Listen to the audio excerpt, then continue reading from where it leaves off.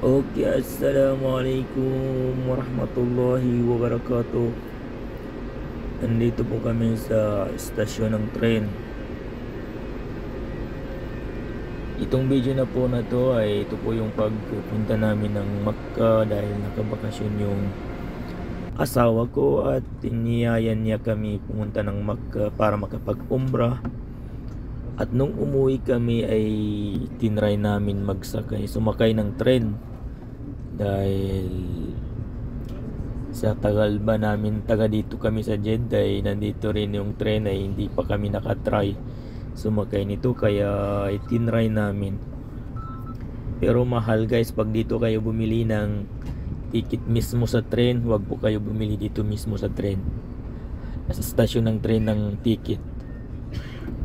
Kung kaya nyo pong bumili ng online, mas mabuti po kasi mura po doon sa online. Pag dito mismo kayo bumili ng ticket sa stasyon ng tren medyo may kamahalan po.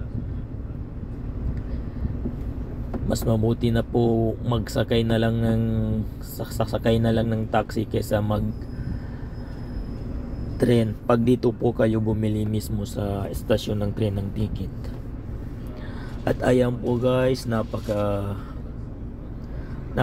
rin po sumakay ng tren. First time po namin sumakay papuntang Jeddah.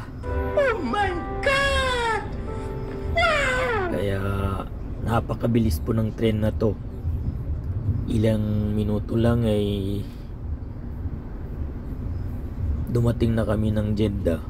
Di gaya ng sasakyan, pag taxi nasa almost isang oras. Dito sa tren po mga guys ay nakalimutan ko kung ilang minuto lang ba yun. Basta para ka lang sumakay ng elevator. Pero hindi naman sa parang elevator lang. Nasa 30 minutes lang din siguro or 20 minutes. Basta mabilis lang guys.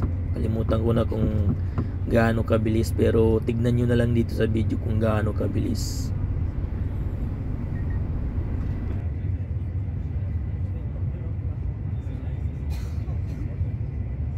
At grabe, ang ganda pala ng mga tanawin dito.